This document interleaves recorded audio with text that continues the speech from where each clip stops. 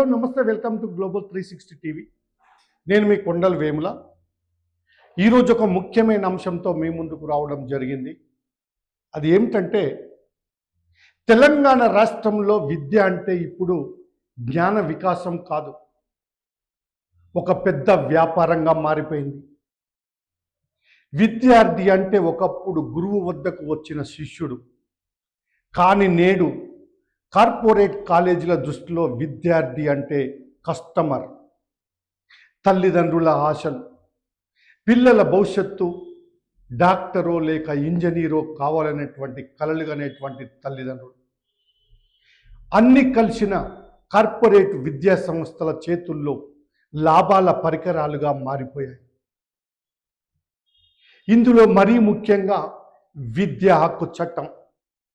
ఈ విద్యా హక్కు చట్టం అనేది కాగితాలకు మాత్రమే పరిమితమైంది. విద్యా హక్కు చట్టం ప్రకారం అడ్మిషన్ల కోసం ప్రవేశ పరీక్షలు నిర్వహించరాదు, క్యాపిటేషన్ ఫీజులు వసూలు చేయడం నేరం, వయస్సు అర్హతలు తప్ప మరే కారణంతోనూ ప్రవేశం నిరాకరించరాదు. ఈ చట్టాన్ని ఉల్లంఘిస్తే కాలేజీ యొక్క గుర్తింపును రద్దు చేయాలి, భారీ జరిమానాలను కూడా విధించాలి.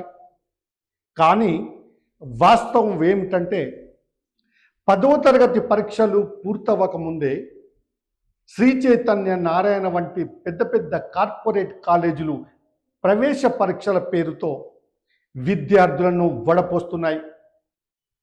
మార్కుల ఆధారంగా బ్యాచ్లు, ఫీజుల్లో తేడాలు, స్పెషల్ కోచింగ్ పేరుతో అదనపు వసూళ్లు అన్ని బహిరంగంగానే జరుగుతున్నాయి. కానీ చర్యలు తీసుకునే అధికారులు ఎక్కడ? ఒకప్పుడు గురువు శిష్యుల మధ్య గౌరవం, అనుబంధం ఉండేది. ఇప్పుడు ఆ బంధం మాయమై కౌంటర్ కస్టమర్ సంబంధంగా మారింది. ఎక్కువ మార్కులు వస్తే విద్యార్థి బ్రాండ్ అంబాసిడర్, తక్కువ మార్కులు వస్తే నిర్లక్ష్యం, మానసిక ఒత్తిడి. ఇక్కడ విద్య లక్ష్యం ఏమిటంటే జ్ఞానం కాదు, ర్యాంకులు మాత్రమే. వ్యక్తిగత వికాసం కాదు, మార్కెటింగ్. సృజనాత్మకత కాదు, మెకానికల్ చదువు. దీని ఫలితంగా ఆలోచించే యువత కాదు, ఒత్తిడితో కుంగిపోయిన తరంగా మారుతుంది.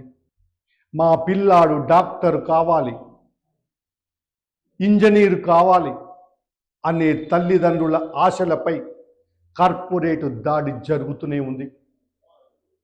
ఈ ఆశలనే ఆయుధంగా మార్చుకుని కార్పొరేట్ కాలేజీలు కోట్ల రూపాయల వ్యాపారం చేస్తున్నాయి. అడ్మిషన్ ఫీజులు, హాస్టల్, మెస్, మెటీరియల్, టెస్ట్ ఫీజులు, ఒక్క విద్యార్థిపై ఏటా లక్షల రూపాయల భారం. అప్పులు చేసి చదివిస్తున్న తల్లిదండ్రులు.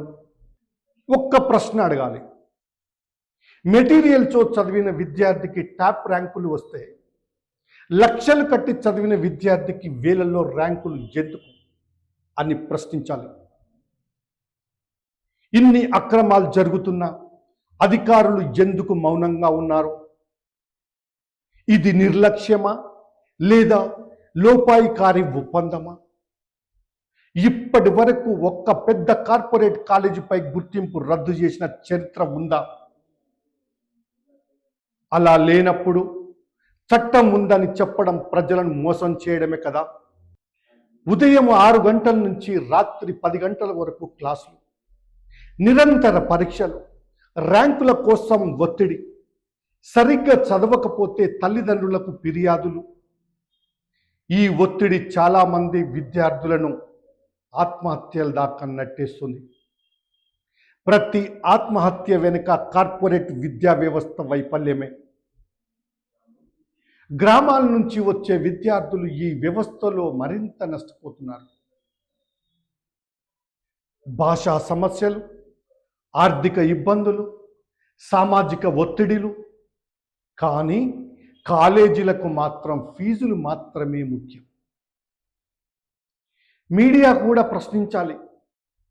ప్రకటనల ఆదాయానికి భయపడి విద్యా దోపిడీపై మౌనం అనేది ప్రజాస్వామ్యానికి చాలా ప్రమాదం.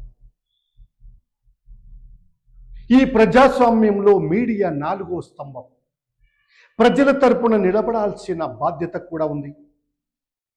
అయితే దీనికి పరిష్కారం ఏమిటి? విద్యా హక్కు చట్టాన్ని కఠినంగా అమలు చేయాలి. అక్రమ అడ్మిషన్లకు పాల్పడిన కాలేజీలపై గుర్తింపును రద్దు చేయాలి.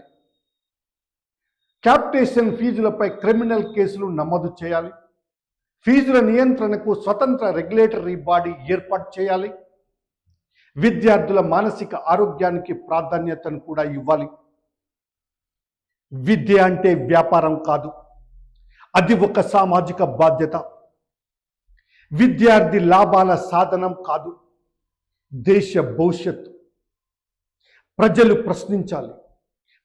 ప్రశ్నించాలి, ప్రభుత్వం స్పందించాలి, అధికారులు చర్యలు తీసుకోవాలి. ఈ 3 కలిసినప్పుడే కార్పొరేట్ విద్యా దోపిడీకి అడ్డుకట్ట పడుతుంది. లేకపోతే విద్య అనే పవిత్ర రంగం సమాజాన్ని అంధకారంలోకి నెట్టే ప్రమాదం తప్పదు.